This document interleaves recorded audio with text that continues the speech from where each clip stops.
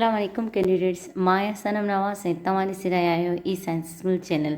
जीअं त तव्हांखे ख़बर आहे जेकी सिंध गवर्नमेंट जॉब्स अनाउंस कयूं आहिनि PST ऐं JEST लाइ, इन सिलसिले में असांजे चैनल ते साइंस सब्जेक्ट जी तमामु घणी मालूमात मौजूदु आहे ऐं असां क्लास 2 खां वठी क्लास 8 ताईं जेको आहे हर क्लास जी साइंस असांजे चैनल ते लेक्चर जी सूरत में मौजूदु आहे। जेकॾहिं तव्हां कैंडिडेट्स खे कंहिं बि क्लास जी साइंस जी ज़रूरत हुजे त तव्हां असांजा लेक्चर्स ॾिसी सघो था। ऐं अॼु पाण स्टार्ट कंदासीं क्लास 9th जी बायोलॉजी, जेको असां चैप्टर वाइज़ तव्हांखे सम्झाईंदासीं। जेकी रिक्वायरमेंट आहे JEST जे लाइ, त उन्हनि खे मैट्रिक ताईं मुख़्तलिफ़ जेके अहम सब्जेक्ट्स आहिनि उन्हनि खे कवर करिणो आहे। त अचो त स्टार्ट करियूं था 9th जी बायोलॉजी जो chapter number 1। Candidate chapter number 1 आहे, उहो आहे इंट्रोडक्शन टू बायोलॉजी, जंहिंजो क्वेश्चन नंबर 1 आहे science is a study that include. Science जेकी आहे उहा स्टडी आहे, उन में कहिड़ियूं शयूं शामिल आहिनि? उन में शामिल आहिनि ऑब्ज़र्वेशन एंड एक्सपेरिमेंट, यानी मुशाहिदा ऐं तजुर्बा, ॿई शयूं शामिल आहिनि। ऑप्शन आहे C both A and B। Question number 2 आहे study of living organisms is called. ज़िंदा जानदारनि जी स्टडी खे छा चयो वेंदो आहे? Biology, option C। Question number 3 आहे the word biology has been drive from. जेको वर्ड बायोलॉजी आहे उहो कहिड़ी ॿोली मां वरितलु आहे? उहो यूनानी ॿोली मां वरितलु आहे, option B Greek.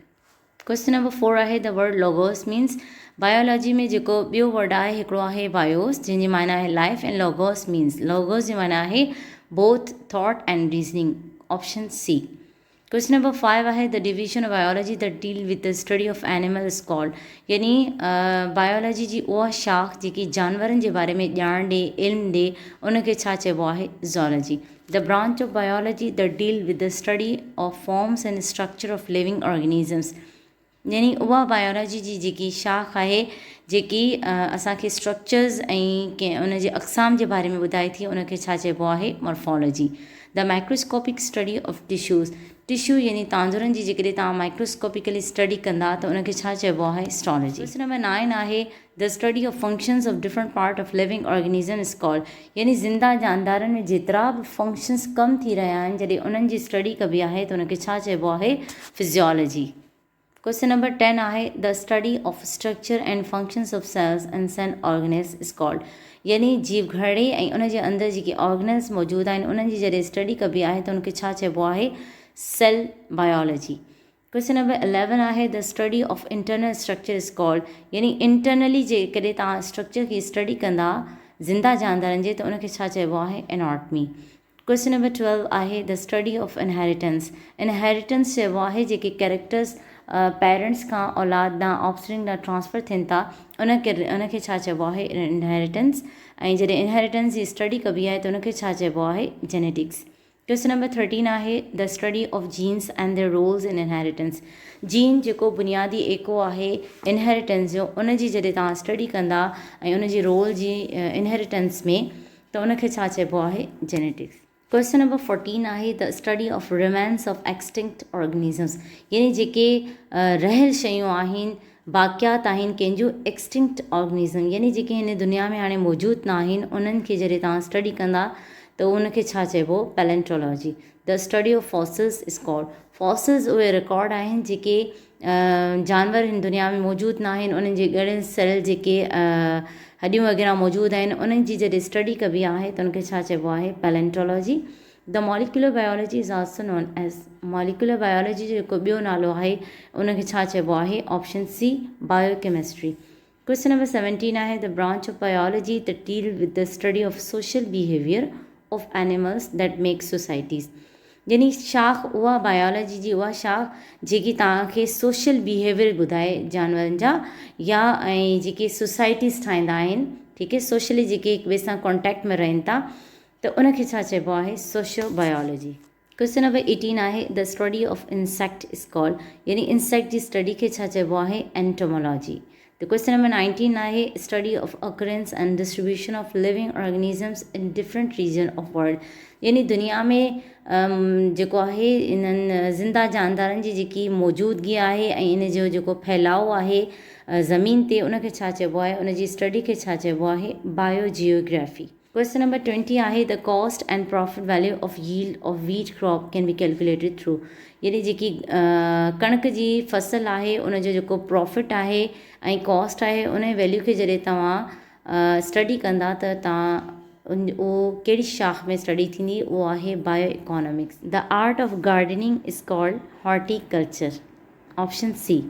Question number 22 आहे profession dealing with production of useful product through microorganisms, यानी माइक्रो ऑर्गेनिज़म जो जेको यूज़फुल इस्तेमालु आहे ऐं उन मां जेकी शयूं प्रोडक्ट पैदा थियनि थियूं उहो कहिड़ी शाख आहे या उहो कहिड़ी फील्ड आहे जंहिंमें माइक्रो ऑर्गेनिज़म जेको आहिनि यूज़फुली इस्तेमालु थींदा आहिनि, उहो आहे बायोटेक्नोलॉजी। क्वेश्चन नंबर 23 आहे he made man from clay like a Potter the words is taken from, इहा आयत जो तर्जुमो आहे त असां इंसाननि खे ठाहियो आहे इन क्ले मां जीअं पाण थान खे ठाहियूं। इहा जेकी आयत आहे उहो कहिड़ी सूरत मां वरितल आहे, उहा आहे सूरह रहमान मां। 24 क्वेश्चन आहे द सूरा ऑफ क़ुरान विच वेरीफाइज़ क्लासिफिकेशन, यानी कहिड़ी सूरत में जेको आहे क्लासिफिकेशन जी वेरिफिकेशन ॾिनल आहे, उहो आहे Al Noor. The date of birth of Jabir bin Hayyan, Jabir bin Hayyan जी जेकी पैदाइश जी डेट आहे उहा कहिड़ी आहे, option C 721 AD। Question number 26 आहे book written by Abu Ali Sina, किताब जेकी अबू अली सीना लिखी हुई हेठनि मां कहिड़ी किताब आहे, उहा आहे ऑप्शन सी अल कानून फ़ी अल तिब। क्वेश्चन नंबर 27 आहे by what name Abu Ali Sina is famous in Europe, Abu Ali सीना जेको आहे यूरोप में कहिड़े नाले सां ॼातो वेंदो आहे, उहो आहे एविसेना। क्वेश्चन नंबर 28 आहे the name of writer of अल कानून फ़ी अल तिब इज़, यानी जेकी किताब आहे अल कानून फ़ी अल तिब उहो उन जो राइटर केरु आहे, लेखक केरु आहे, ऑप्शन ए अबू अली सीना। क्वेश्चन नंबर 29 आहे अल नबातात एंड अल हैवान आर रिटन बाय, इहे ॿ किताबनि जा नाला आहिनि जेके कंहिं लिखियूं हुयूं, option C Jabir bin Hayyan. Date of death of Abu Ali Sina is, Abu Ali सीना जी जेकी डेथ डेट आहे उहा कहिड़ी आहे, उहा आहे option D 1037 AD। Question number 31 आहे द फेमस बुक ऑफ अल अबल इज़ रिटन बाय, जेकी अल अबल किताब आहे उहा कंहिं लिखी हुई, उहा लिखी हुई option B Abdul Malik Asmai. Question number 32 आहे the founder of medicine is, medicine जो फाउंडर केरु आहे, ऑप्शन सी अबू अली सीना। क्वेश्चन नंबर 33 आहे birth place of Jabir bin Hayyan, Jabir bin Hayyan जी जेकी बर्थ पैदाइश जी जॻह आहे उहा कहिड़ी आहे, option A Iran. Question number 34 आहे the total number of elements that occur in nature, यानी नेचर में टोटल नंबर जेको एलिमेंट्स जा पाया वञनि था उहे घणा आहिनि, उहे केतिरी मिक़दार में आहिनि, उहे आहिनि ऑप्शन बी 92। 35 क्वेश्चन आहे element that takes part in making body mass of living organisms are, यानी उहे एलिमेंट्स जेके ज़िंदा जानदारनि जी बॉडी मास में ज़्यादा किरदारु अदा कनि था, ज़्यादा हिसो वठनि था, उहे कहिड़ा एलिमेंट आहिनि, केतिरी मिक़दार में आहिनि, उहे आहिनि ऑप्शन सी 16। क्वेश्चन नंबर 36 आहे the percentage composition of water in protoplasm of all living things, ज़िंदा शयुनि में जेको प्रोटोप्लाज़म में पाणी जी जेकी मिक़दार आहे उहा केतिरी आहे, उहा आहे option B 60 to 70%। Question number 37 आहे the element mostly present in an individual is, individual में जेको एलिमेंट घणी मिक़दार में पाए वञे थो उहो कहिड़ो आहे हेठिन मां, उहो आहे option C oxygen. Question number 38 आहे the percentage composition of oxygen in protoplasm of living organism, उहो जेको कंपोजिशन आहे ऑक्सीजन जी घणे खां घणी मिक़दार में त मौजूदु हूंदी आहे, पर उहा मिक़दार केतिरी आहे, उहा आहे ऑप्शन बी 65%। क्वेश्चन नंबर 39 आहे percentage composition of hydrogen in protoplasm of living organism is, hydrogen जी जेको आहे लिविंग प्रोटोप्लाज़म में केतिरी मिक़दार में कंपोजिशन मौजूदु हूंदी आहे, उहा आहे ऑप्शन ए 10%। क्वेश्चन नंबर 40 आहे proton and neutrons are included in level, proton ऐं न्यूट्रॉन जेके आहिनि उहे कहिड़ी लेवल में मौजूदु आहिनि, उहे आहिनि सब एटॉमिक लेवल में। क्वेश्चन नंबर 41 आहे which one of the following is macromolecule, macromolecule यानी वॾी जेके लार्ज मॉलिक्यूल्स हूंदा आहिनि उनखे मैक्रोमॉलिक्यूल्स चइबो आहे। हेठिन मां स्टार्च आहे डी जेको मैक्रोमॉलिक्यूल आहे। 42 आहे which of the following is micromolecule, नंढो माइक्रो यानी नंढो मॉलिक्यूल आहे उहो हेठिन मां कहिड़ो आहे, उहो आहे option D glucose. Question number 43 आहे in how many groups biomolecules are divided, यानी बायोमॉलिक्यूल्स खे केतिरनि ग्रुपनि में तक़सीम कयो वियो आहे, ऑप्शन ए सही आहे 2। 44 क्वेश्चन आहे बायोमॉलिक्यूल असेंबल इन a particular way and form, जेको बायोमॉलिक्यूल्स आहिनि उहे गॾिजी जेको आहे हिकिड़े मख़सूस तरीक़े सां गॾिबा आहिनि ऐं उहे छा ठाहींदा आहिनि ऑर्गेनिज़म्स। क्वेश्चन नंबर 45 आहे which level of organisation is not visible in plant. ॿूटनि में जेको आहे उहो कहिड़ो लेवल ऑफ ऑर्गेनाइजेशन आहे जेको विज़िबल क्लियर न हूंदो आहे, उहो आहे option B organ system level. Question number 46 आहे an example of plant tissue. हेठि मां जेको आहे कहिड़ो टिश्यू ॿूटनि जे टिश्यू जो मिसाल आहे, उहो आहे option A ground tissue. Question number 47 आहे similar cells organise into group and performing same functions are known as. जेके हिकु जहिड़ा सेल आहिनि उहे हिकिड़े पर्टिकुलर सिस्टम में ऑर्गेनाइज़ थींदा आहिनि ऐं कमु कंदा आहिनि, उनखे छा चइबो आहे, उहे छा ठाहींदा आहिनि, उहे टिश्यू ठाहींदा आहिनि, ऑप्शन बी। क्वेश्चन नंबर 48 आहे स्टमक कंसिस्ट ऑफ। जेको मैदो आहे उहो छा रखे थो, हेठिन मां कहिड़ा टिश्यू, ॿई ए एपिथेलियल एंड मस्कुलर, ॿई टिश्यू रखे था, ऑप्शन सी सही आहे। क्वेश्चन नंबर 49 आहे members of same species living in the same place are called.